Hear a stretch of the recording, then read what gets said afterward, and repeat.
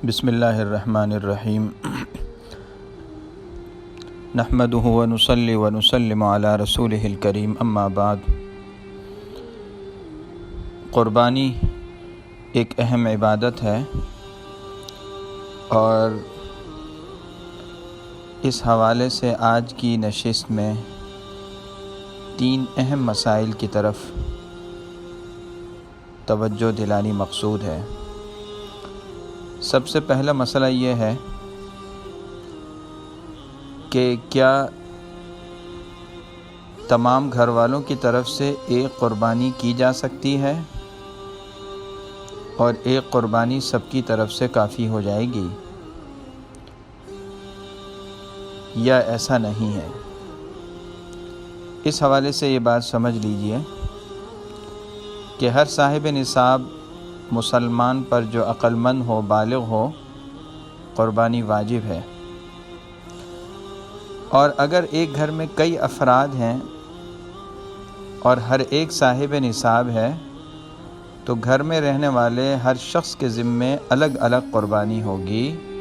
ایک قربانی سارے گھر والوں کی طرف سے کافی نہیں ہو سکتی، اس لیے کہ نبی کریم صلی اللہ علیہ وسلم نے یہ بات ارشاد فرمائی، من وجد سعۃ ولم یضح فلا یقربن مصلانا۔ جو آدمی صاحب حیثیت ہے، صاحب نصاب ہے اور پھر بھی وہ قربانی نہ کرے، وہ قربانی کر سکتا تھا، تو اس کو عیدگاہ میں آنے کا بھی حق نہیں ہے، قربانی کی نماز پڑھنے کا حق، عید کی نماز پڑھنے کا حق نہیں ہے۔ عید الاضحیٰ کی نماز پڑھنے وہ عیدگاہ نہ ہے۔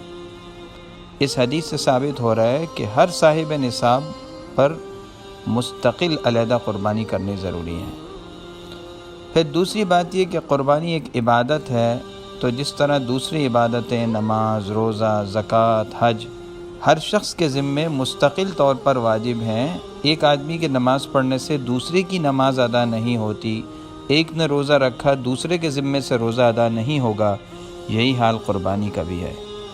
تو ایک کی قربانی دوسروں کی طرف سے کافی نہیں ہو سکتی۔ حضور کریم صلی اللہ علیہ وسلم ہمیشہ اپنی طرف سے الگ قربانی فرمایا کرتے تھے اور ازواج مطہرات کی طرف سے بھی الگ ہوتی تھی۔ آپ کی صاحبزادی حضرت فاطمہ رضی اللہ عنہ مستقل طور پر قربانی الگ فرمایا کرتی تھی۔ اس سے پتہ چلا کہ سارے گھر والوں کی طرف سے قربانی کافی نہیں ہے۔ ہاں، البتہ ایک روایت ہے جو سنن ترمذی میں آتی ہے، جس کا مفہوم یہ ہے کہ حضور صلی اللہ علیہ وسلم کے زمانے میں ایک شخص اپنی طرف سے اور اپنے گھر والوں کی طرف سے ایک بکری کی قربانی کرتا اور اس بکری سے خود بھی کھاتا اور دوسروں کو بھی کھلاتا تھا۔ تو اس کا مطلب یہ ہے کہ اس زمانے کے اندر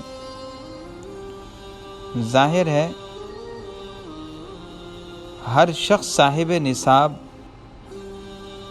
گھر کا ہر آدمی صاحب نصاب نہیں ہوا کرتا تھا، غربت عام تھی مدینہ منورہ میں، تو بعض اوقات ایک گھر کے اندر ایک ہی شخص صاحب نصاب ہو جاتا تھا تو پورے گھر میں قربانی اسی کے ذمے ہوتی تھی، تو وہ آدمی قربانی اپنی کرتا تھا، لیکن قربانی کرنے والا اس قربانی کے ثواب میں سب افراد کو شریک کر لیا کرتا اور سب کو گوشت بھی کھلا لیا کرتا تھا۔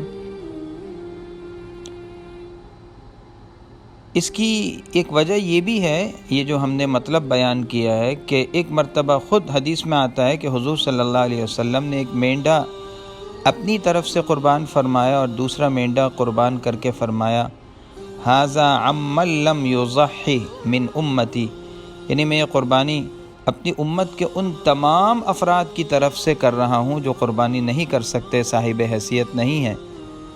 تو کیا اس حدیث کا یہ مطلب یہ ہوگا کہ حضور صلی اللہ علیہ وسلم اپنی پوری امت کی طرف سے ایک مینڈا قربان فرما چکے ہیں، اس لیے اب امت کے ذمے سے قربانی ساقط ہو گئی، قربانی نہیں رہی؟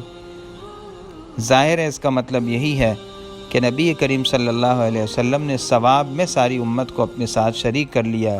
یہ اللہ کے نبی کی اپنی امت پر محبت، امت کے ساتھ محبت اور اس پر شفقت ہے۔ اللہ تعالیٰ عمل کی توفیق عطا فرمائے۔